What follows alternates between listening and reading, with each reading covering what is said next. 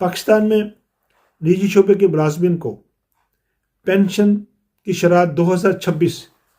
جو کہ EOBI کے ذریعے ملتی ہے وہ کیا ہوگی، جو ریٹائرمنٹ کے بعد ایک صنعتی کارکن کو ملتی ہے۔ EOBI ملازمین کے اولڈ ایج بینیفٹس کا فریم ورک کے تحت کام کیا گیا ہے اور 2026 میں اس نظام کو زیادہ شفاف ڈیجیٹل بنایا گیا ہے اور عام صنعتی کارکنوں کے لیے ایک دوستانہ ہے۔ آپ کو کتنی پینشن ملتی ہے، کون عائل ہے، اور EOBI ایکٹ 1976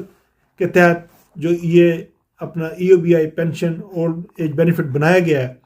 اس کا مشن ریٹائرمنٹ، معذوری یا موت کے بعد طویل مدتی آمدنی کا تحفظ فراہم کرنا ہے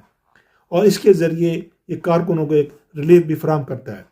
2025-26 کے وفاقی بجٹ ایڈجسٹمنٹ کے مطابق حکومت نے 15% اضافی منظوری دی ہے اور یوں یہ پینشن 10,000 سے بڑھ کر 15% اضافے کے ساتھ 11,500 ہو چکی ہے، جو کہ 2026 میں جو اس EOBI کی جو پینشن ہے ان کو ہر مہینے ادا ہوگی۔ پینشن کے اہل افراد کے لیے ضروری ہے کہ 15 سال اور یا 180 ماہ کم از کم آپ بیمہ شدہ سروس کے اجراء کے لیے اہل ہوں۔